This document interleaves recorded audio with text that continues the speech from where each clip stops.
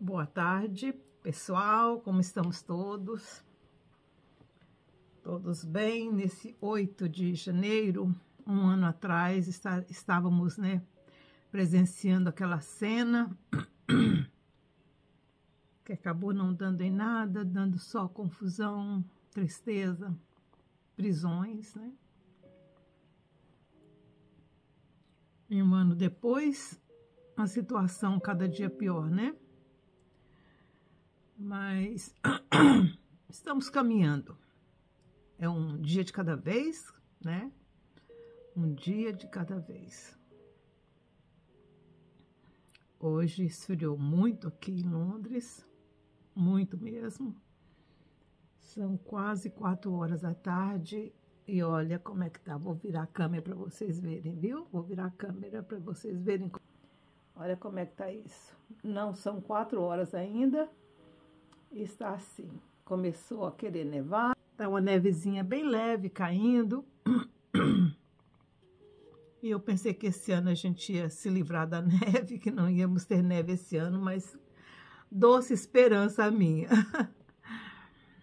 Está começando a nevar, o que significa que vai esfriar um pouco mais. E estamos aí, vamos, né, caminhando um passo de cada vez.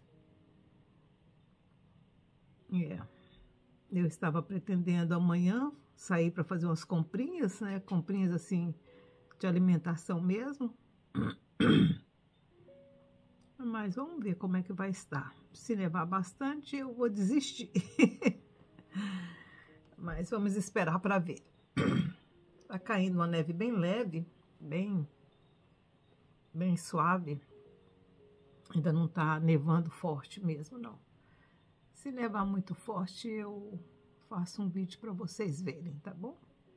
Mas todo mundo aí no Brasil já viu neve demais, né? Tem muita gente gravando neve. Então, vocês já viram. Então, estamos aqui estudando o livro do profeta Miqueias.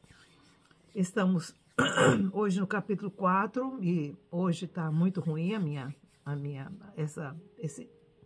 essa condição que eu tenho. Agora há pouco eu tive uma crise bem difícil, mas vamos ver se eu vou conseguir fazer esse vídeo sem entrar numa outra crise, né? Bom, o profeta Miqueias, a gente já falou, ele foi contemporâneo de Isaías, enviado mais para o povão. Mesmo assim, ele ainda deu as suas chibatadas no governo, né? O que é de se esperar que ele fizesse mesmo. Mas no final do capítulo 3, ele dá uma esperança maravilhosa para o povo, né?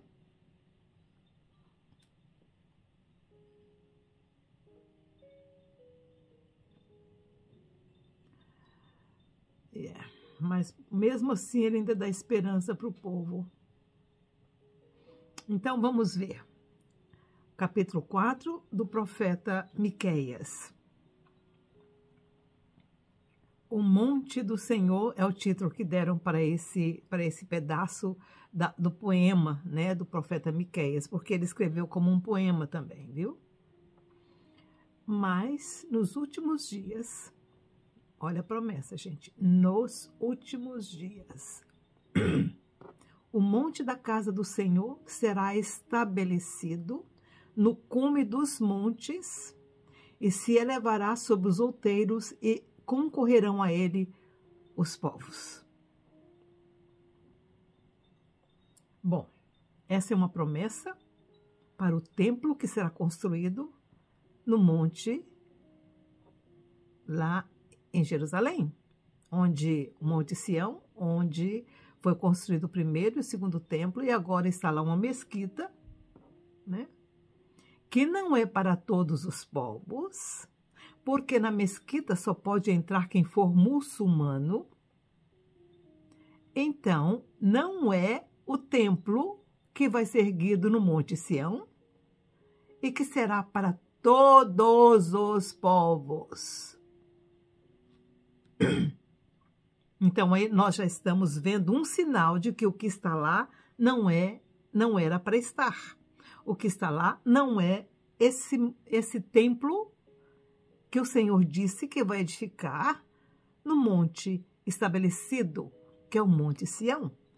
Mas nos últimos dias, vou repetir todo esse versículo, para ficar bem claro, gente, que não é o que está lá. O que está lá é uma abominação.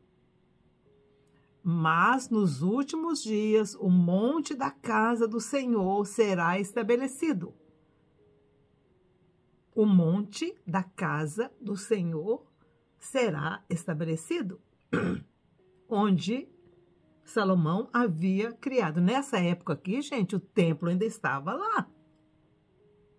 O templo que Salomão havia construído estava lá. Ele ainda não tinha sido destruído. Ele só foi destruído nos anos 500 antes de Jesus, por Nabucodonosor, na terceira vez que ele invadiu Jerusalém. Ele invadiu a primeira vez, quando ele levou os cativos, inclusive Daniel. Foi na primeira leva de Nabucodonosor, quando ele veio e invadiu, mas ele não destruiu o templo. Ele estabeleceu o governo, né, de Zedequias, por isso que eu confundo Ezequias com Zedequias. Zedequias foi o último rei de Israel, de Judá. Ele foi estabelecido por Nabucodonosor para estar lá. Mas aí eles se rebelaram. Aí Nabucodonosor veio e invadiu de novo. E aí o Zedequias ainda continuou lá. Na terceira vez, quando ele veio para realmente acabar com toda a bagunça que estava acontecendo, porque o povo não conformava, né? Então ele veio e falou: o problema é o templo? Então bota abaixo o templo. E acabou com o templo totalmente, né? Destruiu o templo, derrubou as paredes e tudo, e levou mais cativo para lá. Foi da terceira vez que o templo foi destruído. Então, quando Miqueias entregou essa profecia, porque Miqueias não estava lá na Nabucodonosor, Miqueias estava lá no Senaqueribe, que era o rei da Síria, cuja capital é Nínive. Não Babilônia, né? Cuja capital é Babilônia. Então, essa profecia, quando ele falou essa profecia, o templo ainda estava lá. Então, o povo ficava pensando, mas o que esse profeta está falando? O templo ainda está aqui. Eles não tinham visto o templo ser destruído. Então, para as pessoas que moravam naquela época, o profeta estava maluco. Mas, nos últimos dias, o monte da casa do Senhor será estabelecido no cume dos montes, e se elevará sobre os outeiros, e concorrerão a ele todos os povos. Irão muitas nações e dirão: gente, olha a profecia, gente. Irão muitas nações e dirão: vinde, subamos ao monte do Senhor, e à casa do Deus de Jacó, para que nos ensine os seus caminhos. E entendamos e andemos nas suas veredas. De Sião sairá a lei e a palavra do Senhor de Jerusalém. Gente, eu me arrepio inteirinha. Oh, louvado seja o Altíssimo. Gente, isso aqui ainda vai se cumprir. Ai, como eu gostaria de estar lá. Como eu gostaria de estar nesse tempo. Mas eu acho que ainda não vou estar nesse tempo, porque ainda não vai acontecer. Ainda não é o tempo. O tempo dos gentios ainda não acabou. Ele julgará entre muitos povos e arbitrará entre nações, poderosas e longínquas. Ai, Jesus! Eles nem sabiam da existência da América do Sul, gente. E ele estava aqui falando. Ele julgará entre muitos povos e arbitrará entre nações, poderosas e longínquas. Eles não sabiam dos astecas, nem dos incas, que eram nações poderosas que estavam na América do Sul. Os índios, né, os índios vermelhos, não sabiam de nada disso. E eles já estavam falando aqui que esses povos seriam atingidos. Eles converterão as suas espadas em relhas de arado e as suas lanças em foices. Uma nação não levantará a espada contra outra nação, nem aprenderão mais a guerra. Gente, foi Miqueias que disse essa profecia. Que um dia todos os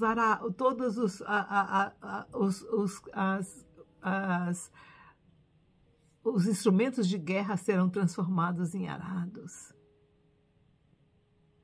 E as nações não se levantarão uma contra a outra. Sabe por quê? Porque o Messias vai ser o nosso sacerdote, porque ele é o sacerdote. Agora, o rei não será o Messias. O rei será, na minha opinião, eu já disse isso quando nós estudamos o profeta Isaías, eu já disse isso, mas na minha opinião, quem vai ser o governador do nosso planeta vai ser Melquisedeque. Sabe aquele Melquisedeque que visitou Abraão, né, que Abraão fez oferta, né, pagou uma oferta e dízimo a ele, porque ele era sacerdote de Jerusalém, que ele habitava em Jerusalém, mas naquela época ela tinha um outro nome. Então, eu acho que é ele que vai ser o nosso governador, ele que vai ser o nosso príncipe. Agora, o Messias é o nosso supremo sacerdote. Lembra que ele falou que o reino dele não é desse mundo? Então, ele não vai ser rei aqui, porque o reino dele é espiritual. Ele é o sacerdote, segundo a ordem de Melquisedeque. Então, Melquisedeque, um governo, o Messias, Jesus de Nazaré, é o nosso sacerdote, da ordem de Melquisedeque. Porque Melquisedeque era rei de Salém e era sacerdote de Salém. Ele ocupava os dois cargos.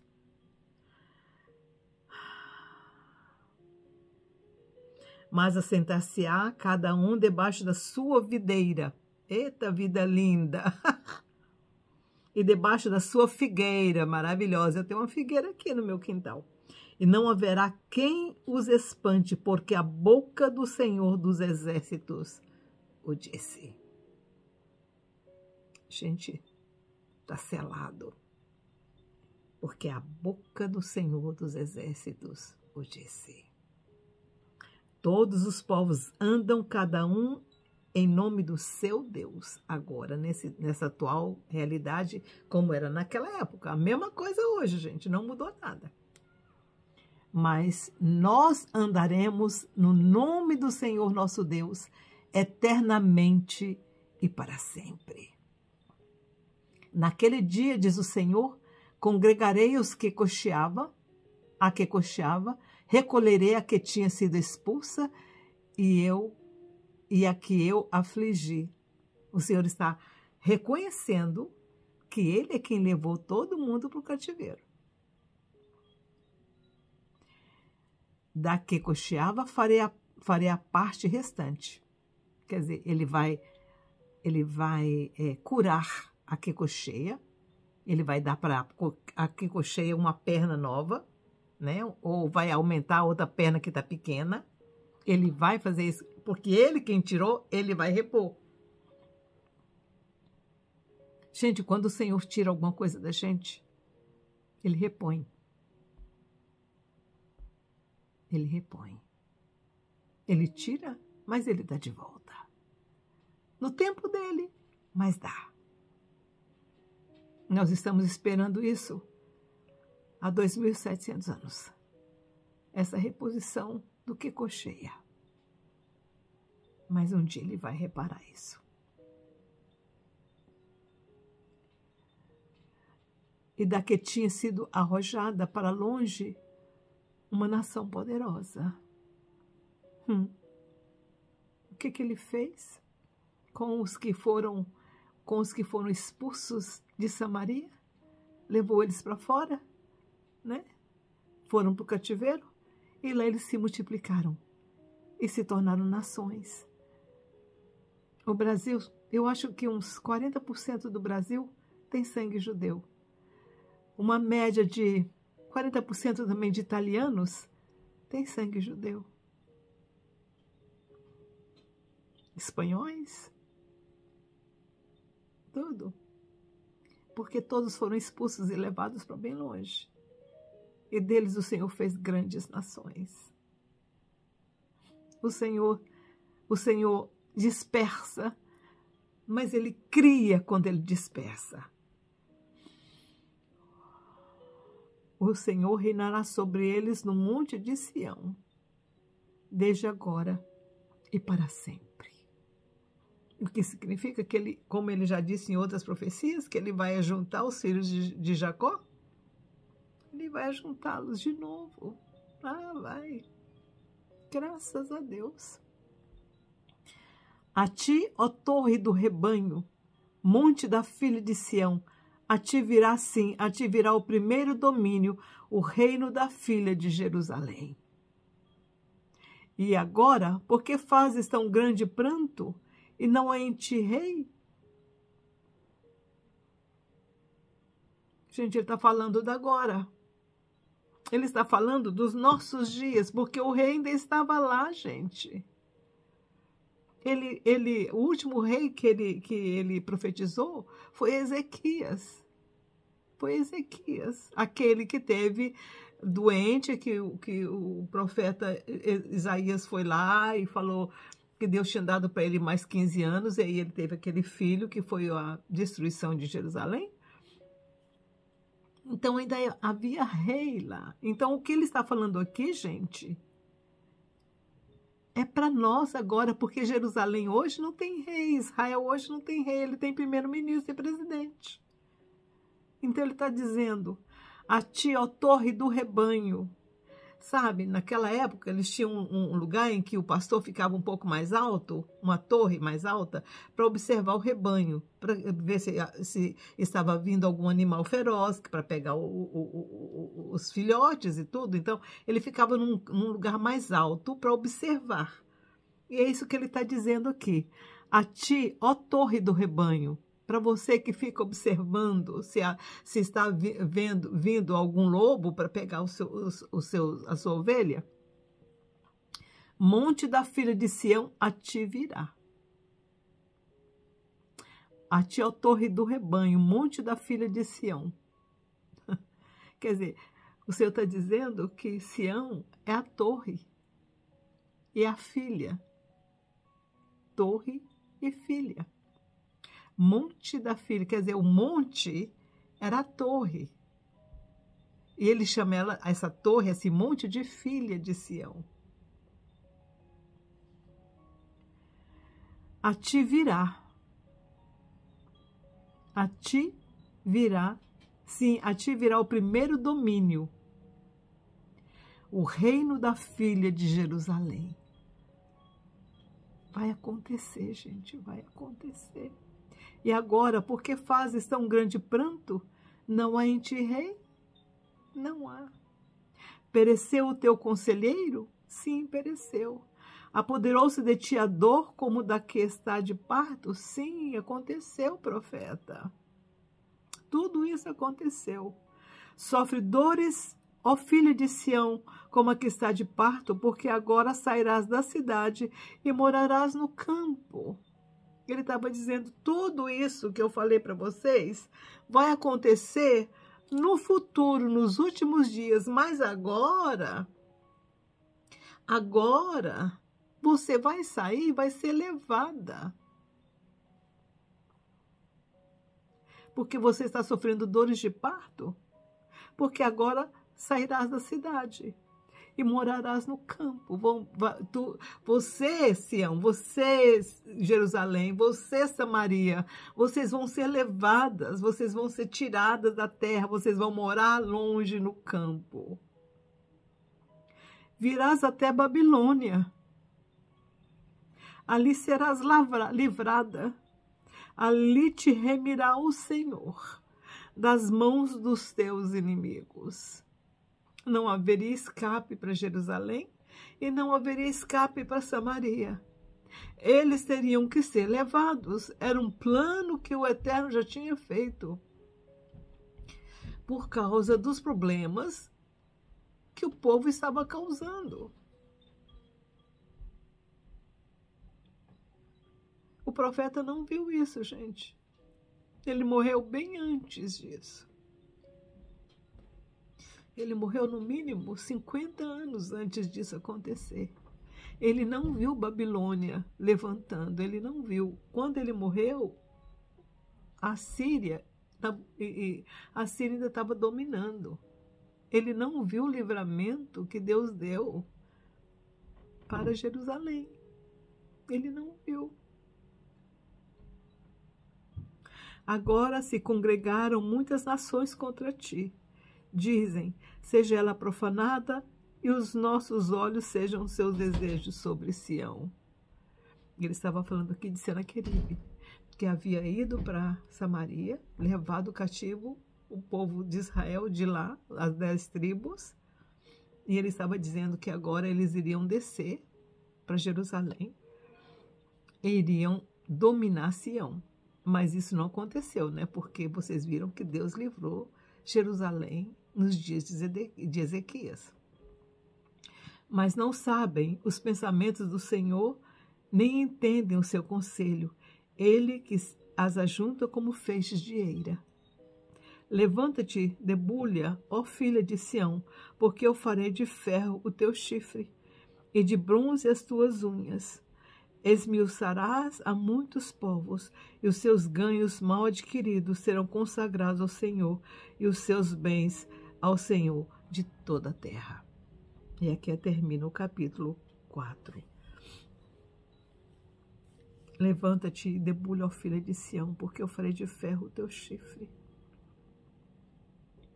Quer dizer, ele está aqui, no versículo 10, ele está dizendo que Jerusalém será profanada. Jerusalém será profanada como ela foi profanada, muitas vezes. Não só por Nabucodonosor e pelo seu exército, mas depois, 500 anos, 600 anos depois, por Roma e pelos seus governadores, pelos seus reis, pelos seus imperadores. Ela foi profanada pelos gregos, porque os gregos, quando eles dominaram, eles profanaram o templo, até fizeram nele oferendas de porcos. Proibiu o povo de circuncidar. Ela foi profanada ali.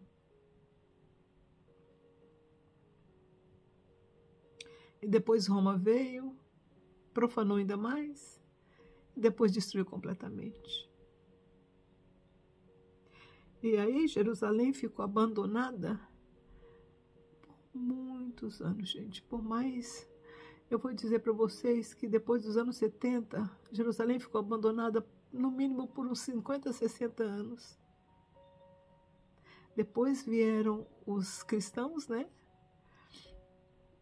E edificaram, começaram a edificar de novo o templo, mas sempre judeus morando ali, e aí era uma briga entre judeu e cristão.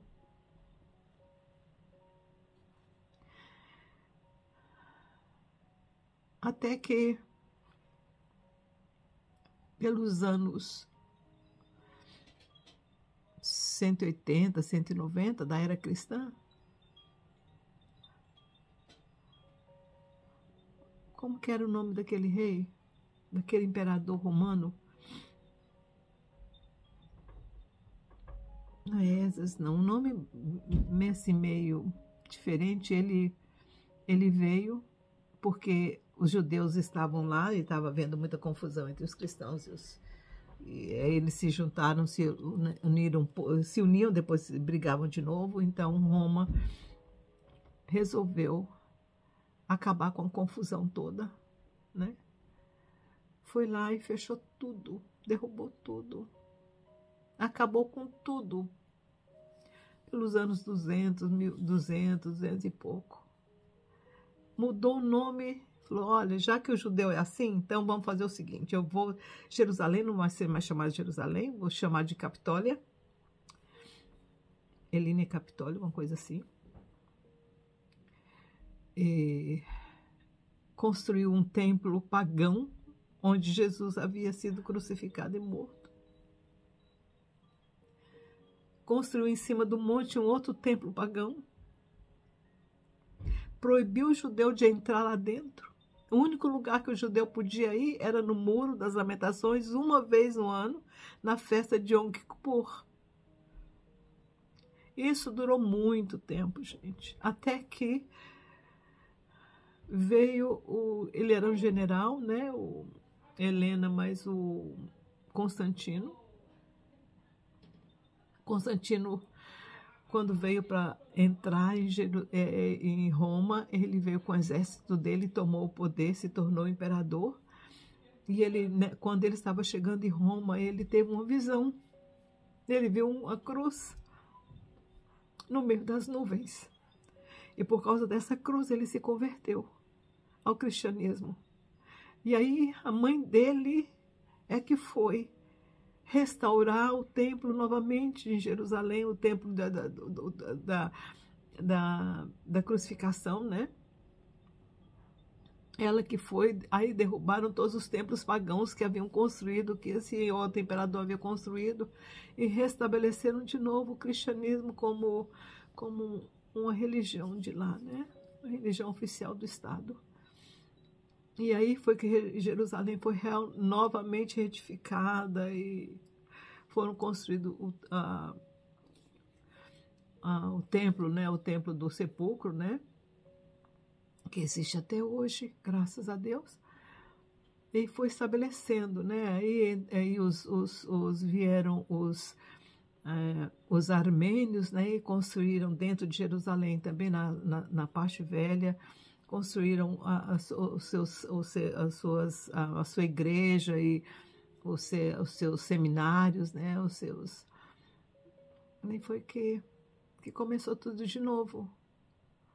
Mas eu acho que a restauração de Jerusalém começou aí. A restauração de Jerusalém começou aí. Mas essa profecia ainda não se cumpriu. Por quê? Nos últimos dias, o monte da casa do Senhor será estabelecido no cume dos montes e se elevará sobre os outeiros e concorrerão a ele os povos. Irão muitas nações e dirão: vinde, subamos ao monte do Senhor, à casa do Deus de Jacó, para que nos ensine os seus caminhos. Essa profecia ainda não se cumpriu. Estamos indo a Jerusalém, sim. Estamos indo lá, agora, de vez em quando, né? Agora não podemos ir porque estão em guerra. Porque é necessário que haja essa guerra. É necessário, porque Jerusalém tem que ser limpa. Israel tem que voltar como era nos dias de Salomão. Nos dias de Salomão foi onde Israel teve o maior domínio, o território quase que chegou aonde o Senhor tinha prometido. Mas até hoje Israel não possuiu a terra como foi prometido a Abraão. Vocês acreditam nisso? Até hoje ainda não foi. Ainda não foi. Mas nós vamos aguardar. Porque se os profetas disseram isso, é porque vai acontecer. Aconteceu o resto? Por que não acontece o resto? Então amanhã vamos estudar o capítulo 5, que é um capítulo maravilhoso também, que promete que a dona Miriam vai também chorar de novo. E graças a Deus eu não tive nenhuma crise, hein, gente? Ai, foi difícil antes, né? Antes de eu começar o vídeo, mas passou. Estou bem agora. Graças a Deus, louvado seja. Então vamos que a vida é linda, maravilhosa. E eu não tô vendo cair neve agora não, tá meio estranho, mas anyway, tá muito escuro agora, gente. Então tá, fiquem com Deus e tenham um bom dia aí no Brasil. Tchau, tchau.